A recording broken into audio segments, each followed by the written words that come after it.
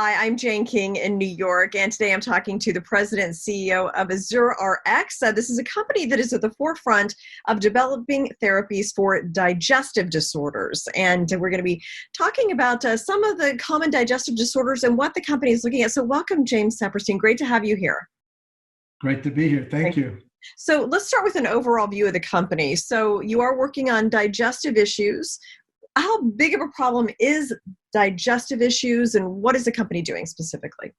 Well, interestingly enough, what we're working on is a bigger problem than most people are aware of. So we actually have one lead product called MS-1819, which is in the clinic right now. We have phase 2 data in chronic pancreatitis.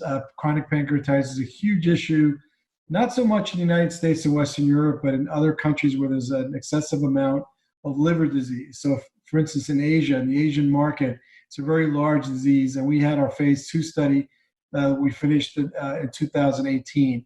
The second aspect that we're studying is cystic fibrosis patients. For instance, most people, when they attribute disease to cystic fibrosis patients, they only think about their lungs. The fact that, Vertex has this big product out there right now, that they think about these patients who have to get pounded on the chest and don't have the ability to breathe because they have this enzyme that produces all this mucus. Well, this enzyme also produces this mucus aspect where they're not able to digest food correctly. They're actually missing several of the gastric enzymes or pancreatic enzymes known as lipase, amylase, and protease. So that's missing in the gut for these patients, so they're not able to process food correctly. So a lot of these kids, when they're growing up, aside from all the trouble that they have breathing, they have trouble absorbing all the nutrients from the food that they eat.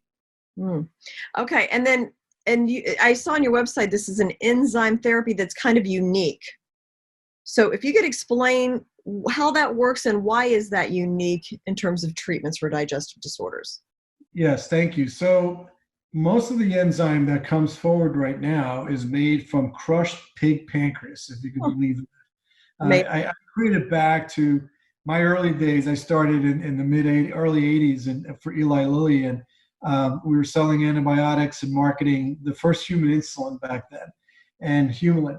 And up till then, 99.9% of all the insulin that was used was made of porcine or bovine cows. And Lilly and at that time Scribnova were the first two companies to make from E. coli recombinant DNA human insulin. And people said, we're comfortable with porcine, but people were having allergic reactions. They weren't absorbing things correctly. And sooner than later, all this human insulin really took over the market. And now about 98% is all human insulin because it's really the natural occurring substance in your body. Same goes with these pancreatic enzymes. They crush pig pancreas down, they put it into powder form, and then they put it into beads, then they put it into capsules, and then people take it. And people take anywhere from 25 to 60 capsules a day. Just, they take it with their snacks, they take it with their meals, just to be able to absorb the nutrients. Our product is actually yeast-based. It actually is from a cheese process in France. And we are able to make, in essence, synthetic human enzymes, pancreatic enzymes, that will substitute for these pork enzymes. So people are concerned about coronavirus and viruses that come from animals right now. In essence, ours does not come from the animal. So it's better, allergenic wise, it's just a better substance to use. But more importantly, there's never going to be a shortage. I mean, a couple of years ago, believe it or not, the Oscar Mayer hot dog facility where they make a lot of pigs, they were hit by swine flu. So the price of pork went way up.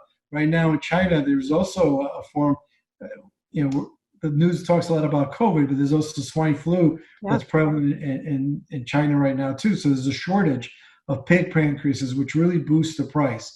The main producer of this product is AbbVie. They have a product called Creon. Allergan had another product called Zempep. And during the acquisition of Allergan by AbbVie, Allergan had to divest of Zenpep. So Nestle has now picked it up as they start their pharmaceutical foray in this country. Well, it's amazing, first of all, as a non-scientist, where some of these drugs come from, and who even thinks of a pig pancreas and why might that work? It's fascinating, the research that goes on into this. So now, where are you in terms of this particular enzyme therapy? So great question. So for the chronic pancreatitis, we finished a phase 2 study with a dose of 2.2 grams. We got all our safety data, but then we decided, well, this predates me before I became the CEO. I became the CEO in October of this past year. They decided to do 2 studies. One is to take that dose and go into the cystic fibrosis patients. So the FDA allowed a 2.2 gram dose, and they did their first phase 2 study there. And then they also commissioned another phase 2 study that we were doing right now in Europe, which is what we call a combination study. So we take those patients that have kind of maximized their therapy or their therapeutic value with Creon and Zenpep and some of the other PERTs, as we call them, and they're no longer getting the absorption rates they need. So we add our drug onto theirs in order to have the patient maximize the absorption of nutrients. So we call that the combination study. That data readout will be sometime, we're hoping now, third quarter of 2020 this year. We were hoping by June, but COVID has kind of moved us back a little bit. So we're still progressing, but hopefully we'll have some data by in the third quarter sometime. I hope that you can get that science in front of the money so you can move forward. Great. Thank you very much. You. Thanks for taking the time. Thank you.